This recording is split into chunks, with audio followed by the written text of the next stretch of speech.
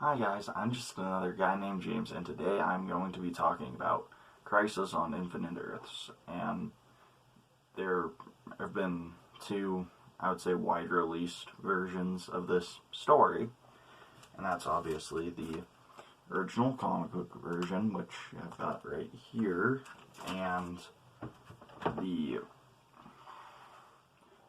C and the CW version, which is right there. That's most of the people that showed up in it. Anyway, and yeah. Ooh, my lighting's got weird all of a sudden. Okay, but yeah, you have those two versions, and then I'm gonna close my computer. Alright, so the first version, which is the comic version, was released in the first issue is cover dated April of 1985. I'm not sure whether you guys can see that there. And yeah, so it started in 1985, and the last issue is cover dated March of 1986. The original comic book run was 12 issues, and was celebrating the 50 years of DC Comics anniversary. And it's good. It's a little bit confusing, a little bit complicated. There were also multiple crossover comic books, and where the events of Crisis directly affected a character like or a group of characters like the Teen Titans or Firestorm. And Firestorm actually had a somewhat large role in the beginning of this story, although the character who had arguably one of the biggest roles in the original comic book story was the Flash. And this is the story, and so I'll explain. What Crisis did was basically existed to catch up to Marvel, because after Marvel's in the 60s, after Marvel started doing their one universe continuity, DC was like, oh, we should do that too. But the comics from the 60s contradicted the 40s, and the 70s also contradicted the 40s, and everything contradicted each other. And that's where you had the infinite multiverse. And that was okay, but it got very confusing when characters from another Earth would just cross over and be in another comic. And, it gets a little bit confusing when you see two Supermans in a comic book and they're both the real Superman. It's a little bit confusing. But, yeah.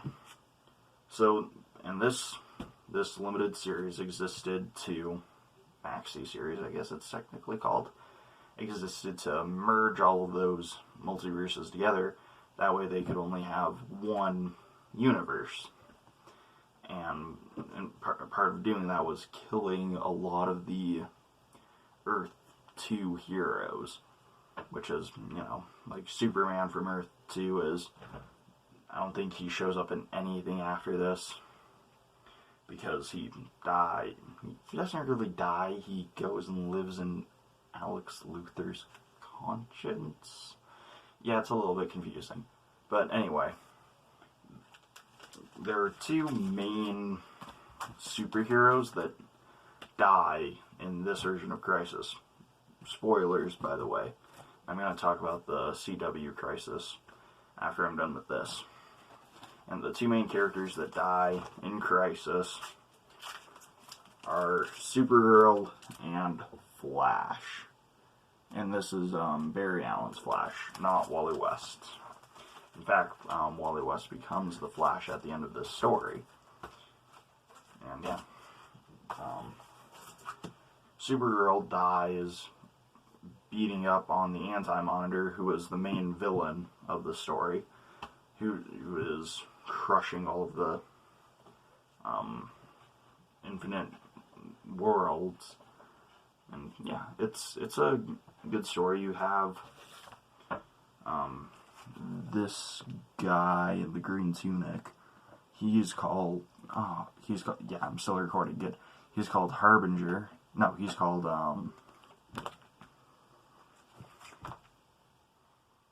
he's not Harbinger. The girl's Harbinger. Yeah, the girl's Harbinger, and I cannot remember the guy's name.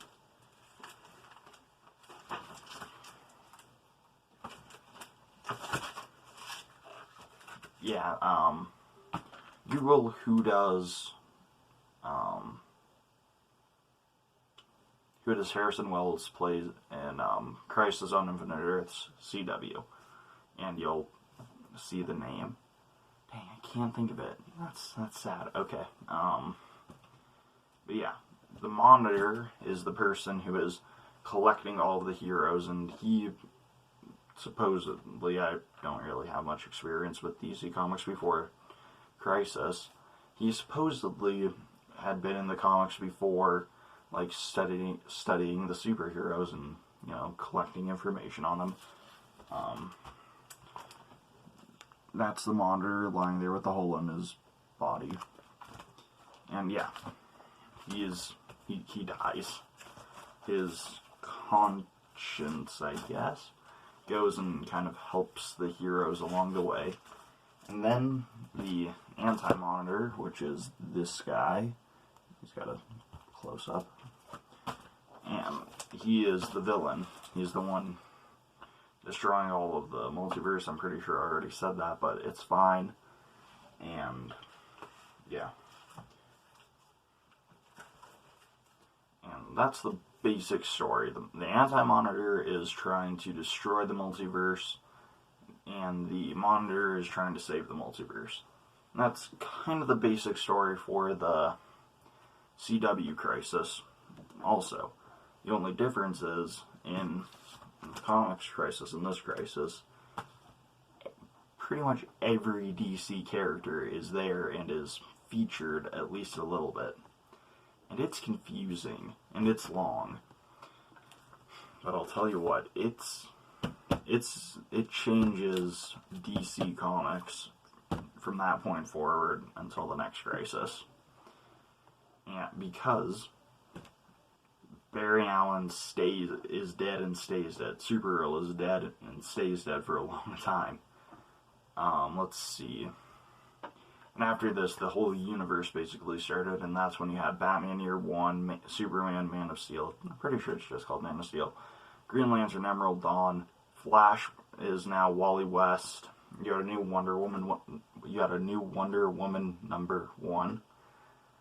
Yeah. So it basically restarted the DC universe as a new continuity, which DC kind of needed. The CW Crisis, on the other hand, basically just served as a... It collided all the multiverse too. See the spoilers for Flash and Arrow and Supergirl and all of those, I guess.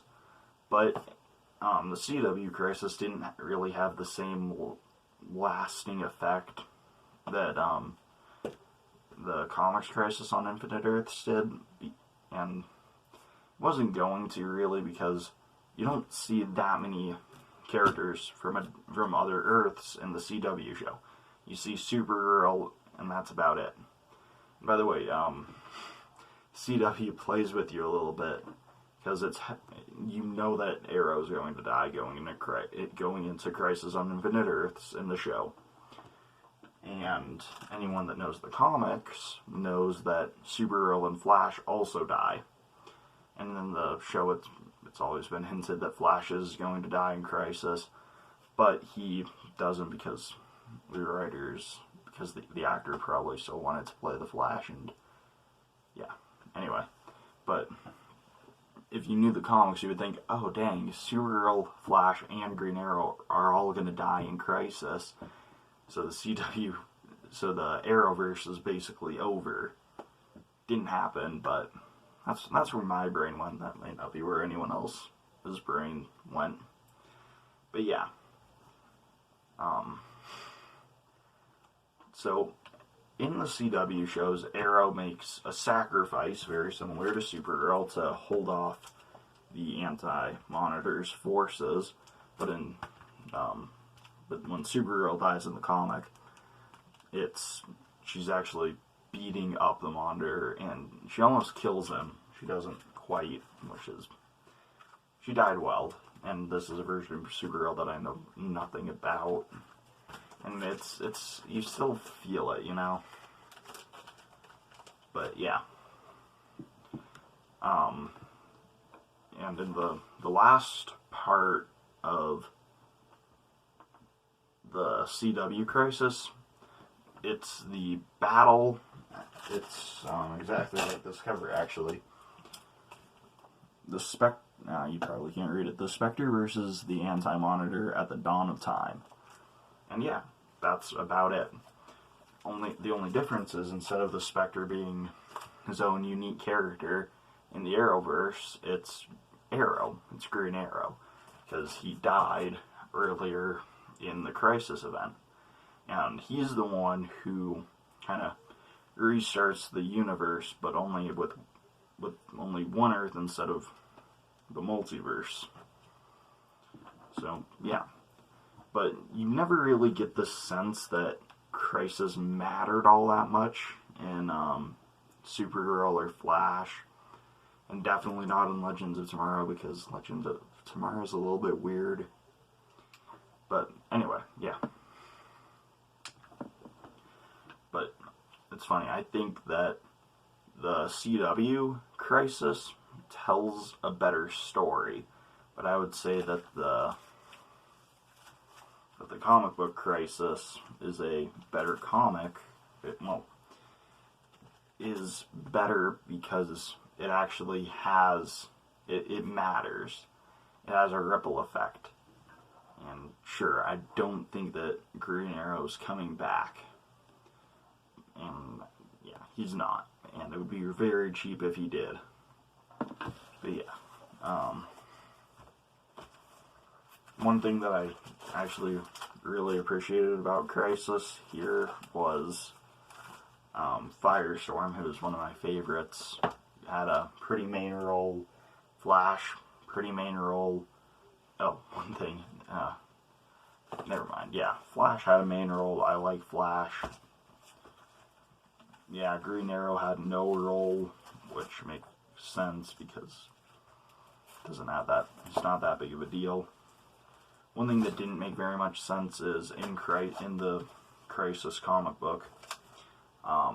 At one point, Guy Gardner becomes Green Lantern. He is the 4th Green Lantern, 3rd from Earth 2. And he's the worst Green Lantern. Don't let anybody tell you otherwise. And he becomes Green Lantern in this Crisis story. John Stewart, who's right here, is Green Lantern at the time. And he just kind of gets the ring, and then he doesn't do anything for the end of the story. In the story at all. It's kind of weird. And Crisis, it's very long, and it feels very long. The CW Crisis was 5 episodes, and it didn't feel like it dragged on quite as much as the comic book did. Because the comic book kinda felt like it was needlessly long. Let me put it that way.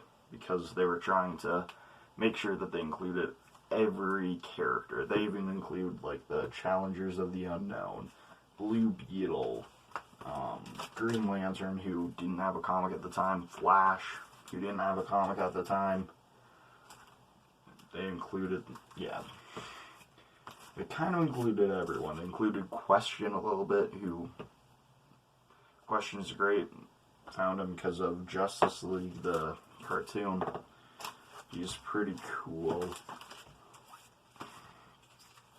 There's one issue where all the villains get organized and fight all the heroes, and that's about it. You know, it's okay. But yeah, that's basically all I have to say. Feel like this, yeah. But anyway, the kind of point of this video is sometimes, like, it's funny, the Comics Crisis, it told a better story in a worse way, and the CW Crisis told a worse story in a better way. And CW Crisis ain't bad. It's just, it doesn't feel like it's a big deal, really. And yeah, that's basically all I have to say. I'm just another guy named James. I'll see you guys next time.